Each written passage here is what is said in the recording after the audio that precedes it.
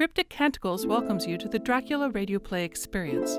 Sit back, relax, and enjoy this full audio performance of Bram Stoker's masterpiece, released chronologically by entry date. Dr. Seward's Diary, 11 October, evening. Jonathan Harker has asked me to note this, as he says he is hardly equal to the task, and he wants an exact record kept. I think that none of us were surprised when we were asked to see Mrs. Harker a little before the time of sunset. We have of late come to understand that sunrise and sunset are to her times of peculiar freedom, when her old self can be manifest without any controlling force subduing or restraining her, or inciting her to action. This mood or condition begins some half hour or more before actual sunrise or sunset, and lasts till either the sun is high, or whilst the clouds are still aglow with the rays streaming above the horizon. At first there is a sort of negative condition, as if some tie were loosed, and then the absolute freedom quickly follows. When, however, the freedom ceases, the change back or relapse comes quickly, preceded only by a spell of warning silence. Tonight, when we met, she was somewhat constrained, and bore all the signs of an internal struggle. I put it down myself to her making a violent effort at the earliest instant she could do so. A very few minutes, however, gave her complete control of herself. Then, motioning her husband to sit beside her on the sofa where she was half reclining, she made the rest of us bring chairs up close. Taking her husband's hand in hers, she began. We are all here together in freedom, for perhaps the last time. I know that you will always be with me to the end. This was to her husband, whose hand had, as we could see, tightened upon her. In the morning, we go out upon our task, and God alone knows what may be in store for any of us. You are going to be so good to me to take me with you. I know that all the brave earnest men can do for a poor, weak woman whose soul perhaps is lost. No, not yet, but is at any rate at stake. You will do. But you must remember that I am not as you are. There is a poison in my blood, in my soul, which may destroy me, which must destroy me unless some relief comes to us. Oh, my friends, you know as well as I do that my soul is at stake. And though I know there is one way out for me, you must not, and I must not take it. She looked appealingly to us all in turn, beginning and ending with her husband. What is that way? What is that way which we must not, may not take? That I may die now, either by my own hand or that of another, before the greater evil is entirely wrought. I know, and you know, that were I once dead, you could and would set free my immortal spirit, even as you did my poor Lucy's. Were death, or the fear of death, the only thing that stood in the way, I would not shrink or die here now amidst the friends who love me. But death is not all. I cannot believe that to die in such a case, when there is hope before us and a bitter task to be done, is God's will. Therefore, on my part, give up here the certainty of eternal rest, and go out into the dark where may be the blackest things that the world or the netherworld holds. We were all silent, for we knew instinctively that this was only a prelude.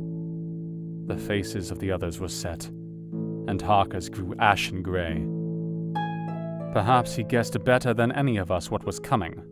This is what I can give into the hotchpot. I could not but note the quaint legal phrase which she used in such a place, and with all seriousness. What will each of you give? Your lives, I know, that is easy for brave men. Your lives are God's, and you can give them back to him. But what will you give to me? She looked again questioningly, but this time avoided her husband's face. Quincey seemed to understand. He nodded, and her face lit up. Then I shall tell you plainly what I want, for there must be no doubtful matter in this connection between us now. You must promise me, one and all, even you, my beloved husband, that should the time come, you will kill me. What is that time? The voice was Quincey's, but it was low and strained. When you shall be convinced that I am so changed that it is better that I die than I may live. When I am thus dead in the flesh, then you will, without a moment's delay, drive a stake through me and cut off my head, or do whatever else may be wanting to give me rest. Quincey was the first to rise after the pause.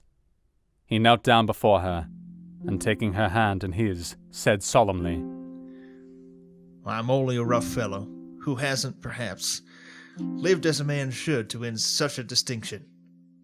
But I swear to you, by all that I hold sacred and dear, that, should the time ever come, I shall not flinch from the duty that you have set us. And I promise you, too, that I shall make all certain, for if I am only doubtful, I shall take it that the time has come. My true friend, was all she could say amid her fast-falling tears, as bending over, she kissed his hand. I swear the same, my dear Madam Mina, said Van Helsing. And I, said Lord Godalming, each of them in turn kneeling to her to take the oath. I followed myself.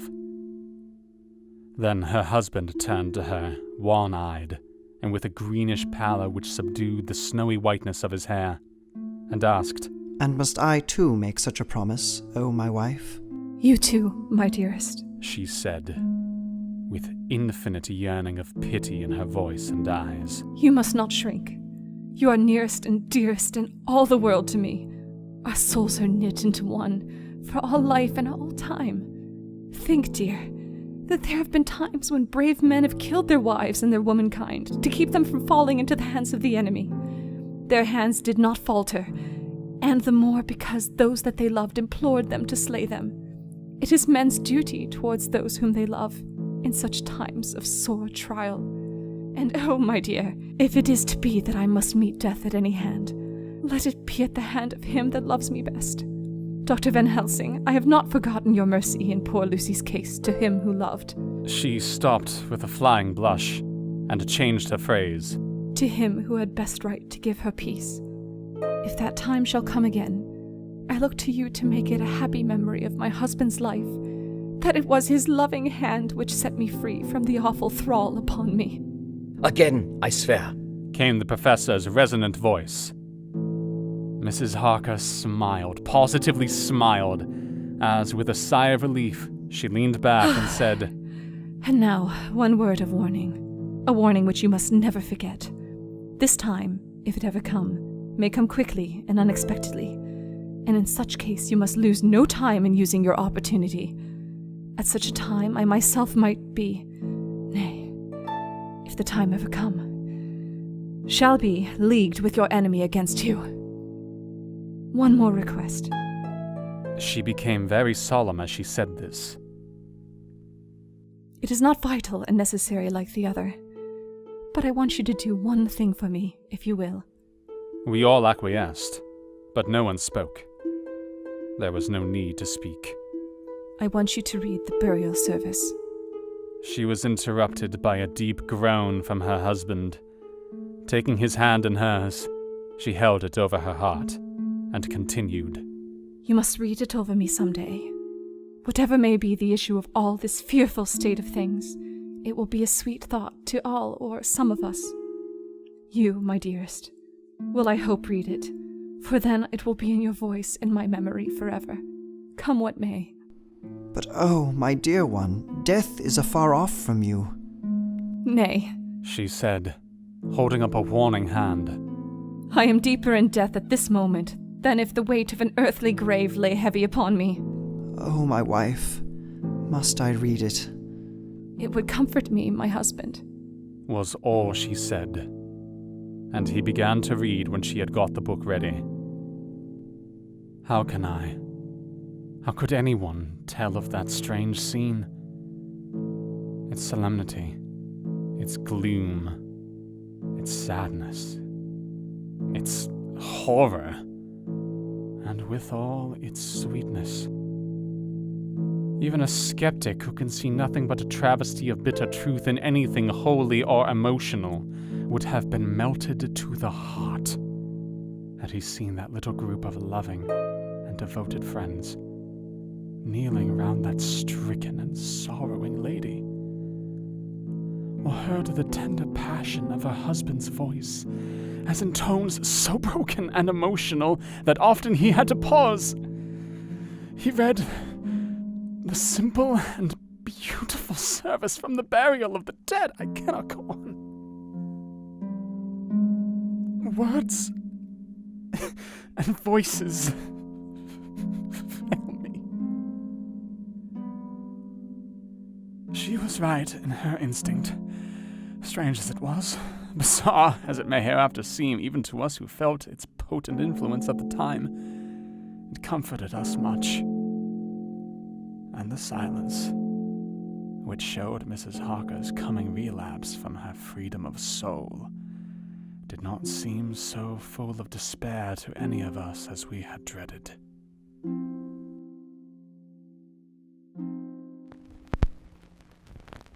You have been listening to Bram Stoker's Dracula, the radio play, as presented by the Cryptic Canticles. Stay tuned for our next episode at crypticcanticles.com.